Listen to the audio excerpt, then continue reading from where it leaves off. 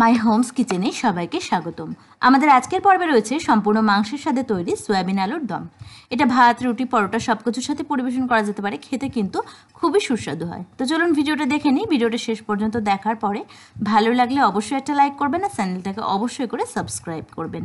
প্রথমে রান্নাটা করার জন্য বেশ খানিকটা জলকে গরম করে নিয়েছি। এবার এর মধ্যে দিয়ে দিলাম 1 টিস্পুন নুন।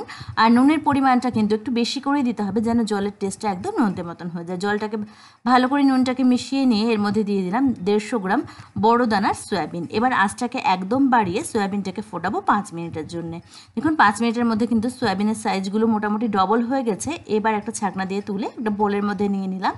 এবার ঠান্ডা জল দিয়ে হাত দিয়ে কচলে কচলে খুব ভালো করে সয়াবিনটা আমাদেরকে ধুয়ে নিতে হবে।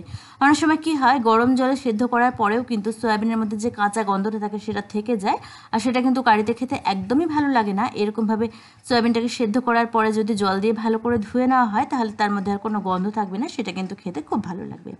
এবার এর মধ্যে দিয়ে দিলাম 1 টেবিল স্পুন পেঁয়াজ বাটা, 2 টিস্পুন আদা রসুন আর কাঁচা লঙ্কা বাটা, দিয়ে দিচ্ছি 1 টেবিল স্পুন তেল, আর দিয়ে দিচ্ছি 1/2 টিস্পুন হলুদ গুঁড়ো, 1/2 teaspoon Kashmiri red chilli powder আর 1/2 টিস্পুন নুন।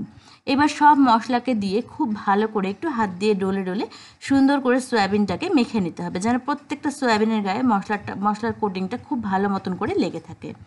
আর এরকমভাবে মাখিয়ে সয়াবিনটাকে আমরা ম্যারিনেট করতে দেবো 20 থেকে 30 মিনিটের জন্য। যতক্ষণ সয়াবিনটা ম্যারিনেট হচ্ছে 2 টেবিল স্পুন তেল ভালো করে কড়াইয়ে গরম করে নিয়ে এবার বড় বড় টুকরো করে কেটে রাখা আলুগুলোকে দিয়ে সুন্দর একটু লালচে করে আমাদেরকে ভেজে নিতে হবে। আমি সামান্য একটু হলুদ আর নুন দিয়ে দিচ্ছি, দিয়ে সুন্দর করে 3 থেকে 4 মিনিট মোটামুটি নাড়াচাড়া করে এটাকে ভালো করে আমাদেরকে ভেজে নিতে হবে।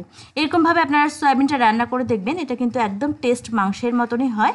এটা খেতে খুবই ভালো লাগে। আর এই রেসিপিগুলো কিন্তু সব টেস্টেড রেসিপি, আপনারা চোখ বন্ধ করে এই রেসিপিগুলো করতে পারেন, আপনারা কিন্তু নিরাশ হবেন না।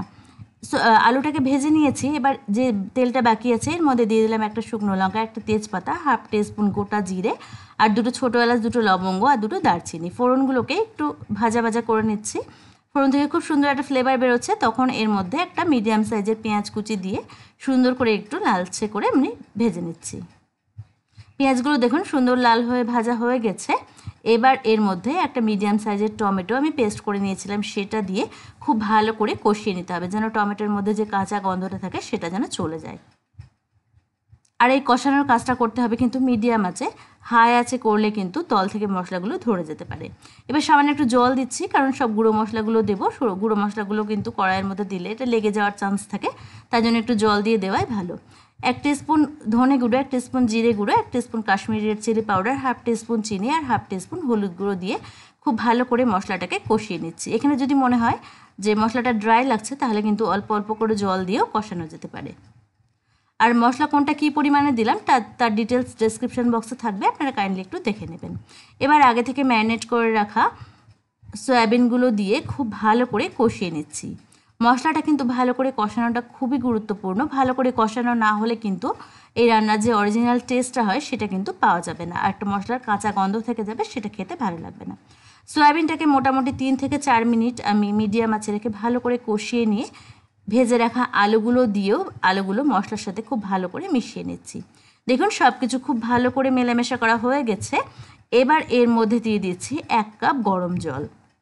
জলটাকে কিন্তু অবশ্যই একটু গরম করে দিবেন। আমি বারবার করেই বলি, গরম জলে কিন্তু রান্নার টেস্ট খুব ভালো হয়। সব কিছু আরও একবার ভালো করে মিশিয়ে নিয়েছি। নুন আর মিষ্টিটা একবার চেক করে নিতে হবে এই সময়, আপনারা যে যার টেস্ট মতন দিবেন। এবার আঁচটাকে মিডিয়ামে রেখে এটাকে ঢেকে দিলাম 10 মিনিটের জন্য। 10 মিনিটের মধ্যে আলুগুলো খুব ভালো করে সেদ্ধ হয়ে যাবে, সয়াবিনগুলোর মধ্যেও কিন্তু খুব ভালো করে মশলাগুলো ঢুকে যাবে। ফিরে এসেছি 10 মিনিট পরে, দেখুন আলুটা কিন্তু খুব ভালো মতন সেদ্ধ হয়ে গেছে।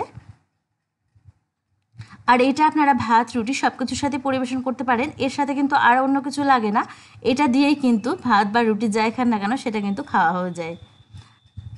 এবার 1 টিস্পুন গরম মশলা গুঁড়ো দিয়ে ভালো করে মিশিয়ে নিয়ে গ্যাসটাকে আমরা অফ করে দেবো। ব্যাস, রান্নাটা হয়ে গেল। এবার এটাকে ঢাকা দিয়ে রাখবো 10 মিনিটের জন্য, যাতে করে গরম মশলার গন্ধটা এর মধ্যে খুব ভালো করে সেট হয়ে যায়। তৈরি হয়ে গেল আমাদের সয়াবিনের দম। তো কেমন লাগলো আজকের রান্না সেটা কিন্তু অবশ্যই কমেন্টস করে জানাবেন।